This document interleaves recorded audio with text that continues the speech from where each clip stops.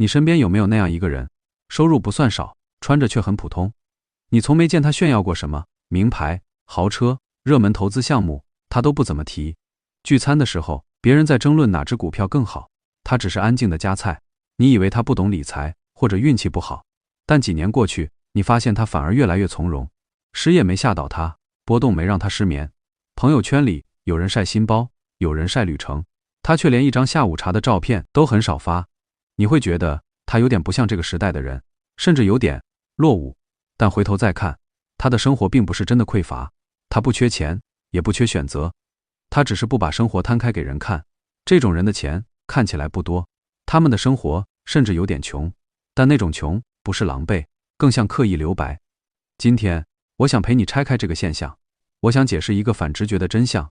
那些悄悄变有钱的人，往往在练习一种装穷的生活方式。他们清理抽屉，不是爱好收纳；他们少买东西，不是因为抠门；他们拒绝热闹，不是性格孤僻。他们在保护一样东西，那样东西是大脑里最稀缺的资源。如果你也曾在深夜想起账单，胸口发闷；如果你也觉得日子过得又满又累，却说不清到底哪里出了问题，那么接下来的内容也许能给你一个开关。让我们先认识一个人，他叫方小宁，43岁，住在多伦多。先生做室内装修，工期经常变动，2个孩子的年纪，一个上初2，一个上3年级。他在一家物流公司做运营管理，收入稳定，不算高，也不低。从外面看，他的生活有秩序，房子整洁，车子按时保养，节假日会带孩子去公园。但只有他知道，秩序底下有一层厚厚的噪声。每天清晨6点，他会在闹钟响之前睁眼，脑子里的第一件事是房贷，第二件事是上个月没获批的保险理赔，第3件事是同事昨天那句你觉得呢？他总是反复咀嚼那句话，担心自己哪里做得不好。他有不少自我提升的计划，想学数据分析，想考一张供应链证书，想认真记账。他也尝试过几次，可每回翻开账本，他就想去洗杯子，或者整理书桌。他告诉自己，这是准备工作。他知道那是拖延，他拖的不是账本，而是账本带来的评价。他心里有几个声音，你不够省，你不够聪明，你不够努力。这些声音不大，却日夜耗着他。他甚至买了很多收纳盒，想把家里弄得井井有条，但越收越乱，越乱，他越觉得自己失败。他真正的困境不是缺钱，他真正的困境是大脑里有一台收不到正确频道的收音机，那台机器一直在播放危险的信号，不够，不安全，会出事。神经科学里有个概念叫默认模式网络，这是大脑在不对付具体任务时自动运作的系统。发呆、走路、洗澡、睡前躺平，他就开始工作。他有2种偏好，预演未来的威胁，重放过去的遗憾。原始时代，这个功能帮助人类活下来。现在，它常常让现代人活得太累。方小宁的默认模式网络长期过热，他在脑中预演裁员，预演孩子跟不上，预演先生接不到工程。这些预演很生动，生动到他的身体分泌皮质醇，心跳加快，肩颈发紧。他明明只是坐着，却像跑完了一场长跑。他的大脑正在被那些看不见的神经信号掏空。这也是为什么他越想变好，越觉得乏力，因为他的精力早就被后台的程序吃掉了。那些悄悄变有钱的人并不是没有压力，他们只是学会了一件事，给那台收音机换一个频道。你可能会问，怎么换？不可能说停就停。方小宁也这么想过，他试过冥想，可一坐下，脑子里的声音反而更大。他试过正向思考，可那感觉像在骗自己。直到有一天，他因为一件很小的事，彻底绷不住了。那是某个普通的晚上，他加班到7点半，回家时下着雨，推开家门，他看到儿子的球鞋横在玄关，女儿的书包摊在沙发上，茶几上是没喝完的酸奶。先生坐在餐桌边，正低头看手机。他突然觉得喘不上气。换鞋的时候，他的手在发抖。他冲孩子吼了一句，能不能收好东西？孩子愣住了，女儿眼眶红了。先生抬头问，怎么了？他想说没事，却说不出来。他把自己关进洗手间，靠着门坐到地上。他没有哭，他只觉得自己像一只被塞满的行李箱，拉链快崩开了。那一刻，他想的不是钱，不是规划，他想的是一句话，我怎么连一个安静的角落都没有？那天夜里，他做了一个很小的决定。他没有去制定理财计划，没有报名新课程，也没有打电话给母亲求和。他打开客厅电视柜下方那个抽屉，那个抽屉塞了太多东西，旧发票、过期说明书、断掉的自动铅笔，不知哪年的充电线，几节不确定还有没有电的电池，还有几张忘了用途的会员卡。他把抽屉整个抽出来，哗啦一声，倒进垃圾袋。那个声音让他舒服了一点。他把还能用的东西擦干净，放进一个透明盒子，最后只留下几样真正会用的东西。整个过程大约40分钟。他合上抽屉，忽然觉得房间安静了，空气中的灰尘味好像也淡了。他关灯走进卧室，脚步轻了一点。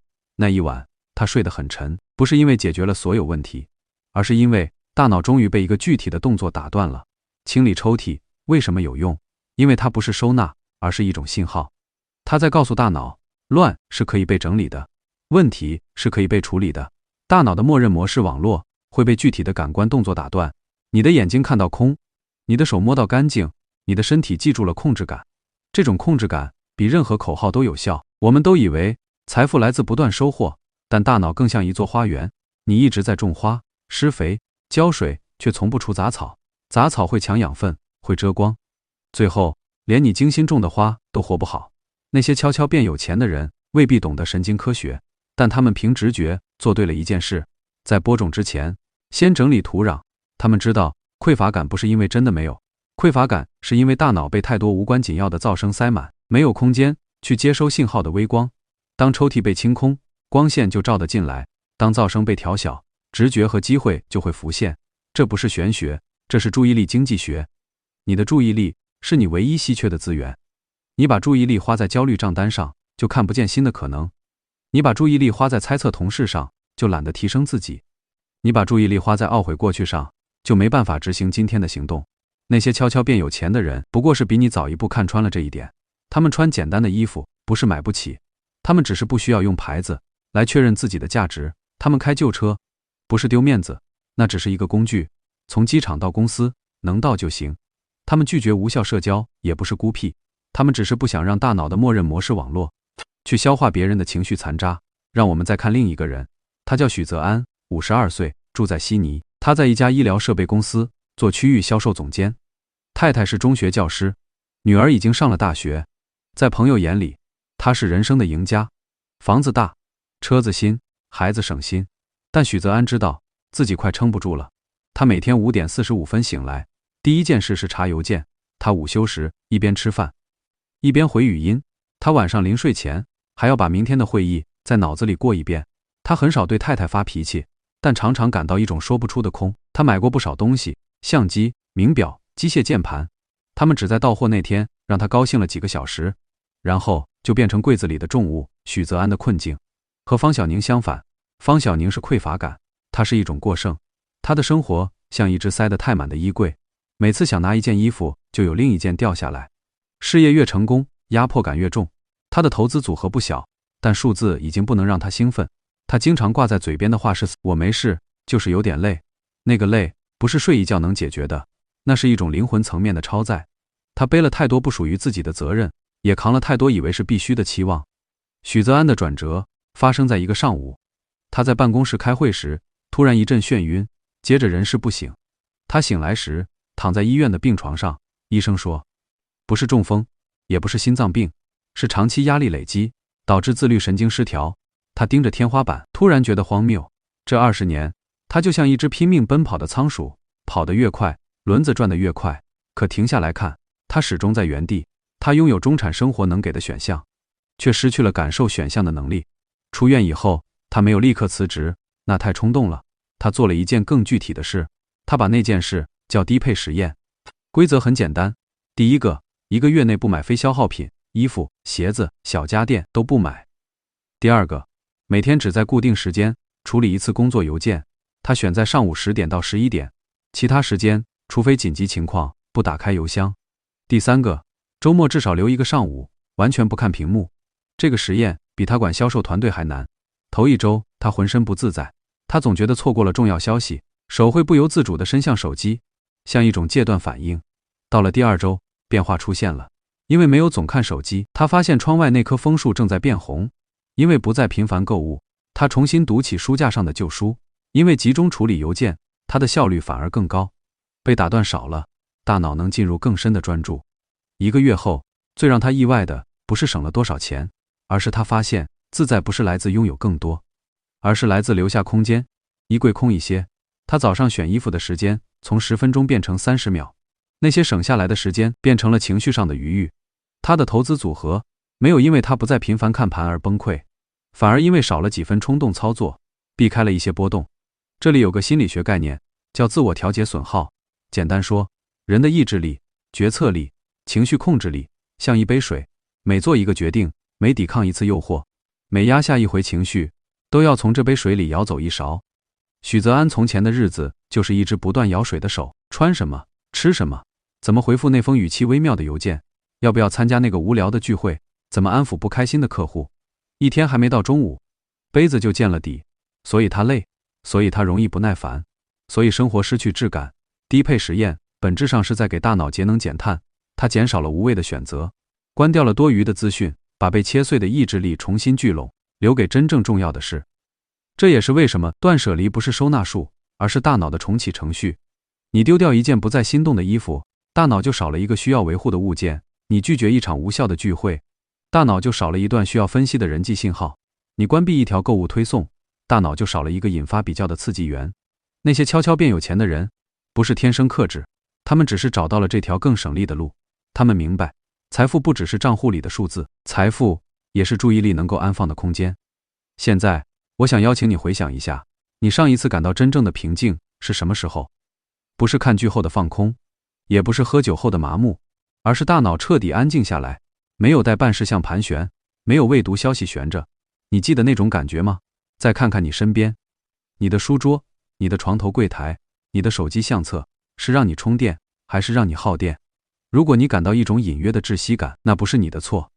这个时代把我们的注意力切成了碎片，太多设计专门用来抓住你的眼睛，却很少有人教我们如何清理神经的带宽。所以，我想给你几个具体的练习，他们不是大道理，他们是那些悄悄变平静、慢慢变有钱的人每天都在做的动作，你明天就可以开始。第一个练习叫关机仪式。以前我们总是累到不行才睡，这就像给一台过热的电脑直接拔掉电源，时间长了，硬件会受伤。试着在睡前半小时做一件固定的小事，你可以把明天的衣服拿出来，把待办事项写在纸上，然后合上笔记本，或者像方小宁那样花5分钟清一个角落，把杯子归位，把杂志塞回书架。重点不是干净，而是给大脑发信号，今天结束了，可以休息了。这个仪式能帮你的默认模式网络从焦虑的模拟切到平静的整理。第二个练习叫消费冷却期。看到想要的东西，别急着下单，把它记在备忘录里，写上日期，告诉自己30天以后再说。30天以后，大部分当初心动的东西你会觉得无关紧要。这个练习不只是在省钱，它是在练你的前额叶皮质，也就是负责理性决策的区域。每一次你抵抗住冲动，都是对自己证明一件事：我可以控制行为，而不是被欲望控制。这份证据会减轻你深层的焦虑，因为你知道，即使外在环境再乱，你的内在还有秩序。第三个练习叫主动无聊时间。现代人最大的问题不是忙，而是不敢闲。一有空就掏出手机，填满每一条缝隙。但那些有创造力、有积累的人，都懂得给空白留位置。大脑放空的时候，默认模式网络会做另一件事，把零散的信息碎片重新连接，这就是灵感和直觉的来源。试着每天给自己10分钟，什么都不做，阳台看云，长椅吹风，闭上眼睛听声音。一开始会觉得无聊，有点焦虑，别急着结束。那个无聊的缝隙里，可能藏着你需要的答案。第四个练习叫人际关系断舍离，这最难也最关键。我们的情绪内耗很大一部分来自人，那些总向你倒苦水却从不关心你的朋友，那些让你不断怀疑自己的亲戚，那些充满比较和算计的场合。请你写一张清单，列出你互动最频繁的10个人，然后问自己，和这个人相处完，我更有能量还是更疲惫？如果某个名字长期让你疲惫，你不需要绝交，那太极端，你可以调整边界，减少频率，改变互动方式，省下来的心力留给真正滋养你的人，生活更高质量。不是身边有很多人，而是身边的人都对。第五个练习叫重新训练匮乏感。大脑对缺少特别敏感，这是一种远古本能，但在物质相对充足的今天，它常常误判，让我们活在不必要的不够里。一个有效的做法是每天写下一件已经拥有且值得感谢的小事，要具体，比如，今天早上的咖啡温度刚好，搭地铁时遇到了一个空位，孩子主动讲了一个笑话，这些微小的正面信号会慢慢长成新的神经路径，你的大脑会习惯侦测丰盛，而不是只看匮乏。这不是盲目乐观，这是在调整注意力的焦距。当你看见已经拥有的资源，你就更容易拿它们去创造价值。如果你愿意，我想请你在评论区留下一句话，你明天打算清理哪个小角落？可以是一个抽屉，一个文件夹，一个手机相册，或者一段一直想划清界限的关系。写下你的承诺，让这句留言成为你低配生活的起点。现在，让我们回到开头的问题，为什么那些悄悄变有钱的人看起来很像在装穷？答案已经清楚了，那不是装，那是一种清醒的选择。他们不需要用外界的喧嚣对抗内在的空洞，他们把能量从外在的追逐收回内在的建设。他们明白，真正的富足是一种神经系统的状态，是一种平静处理波动的能力，是一种享受当下不被未来威胁绑架的自由。这条路不在于你拥有多少，而在于你留下多少空间。它藏在一个很普通的动作里，请你打开那个被杂物塞满的抽屉，做出第一个清理的动作。请在慌乱的节奏里停下来，听一听那些被噪声盖住的细微声音。那些声音或许正把你引向更宽阔的地方，而那个地方无关数字，只关乎你能否安稳地坐在自己的生命里，觉得踏实，也觉得温柔。今天的分享就到这里。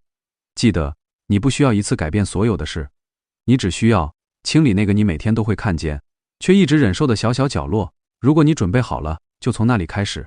我是今晚陪你坐了一会儿的人，我们下期再见。在那之前，愿你的空间和内心都留有余地。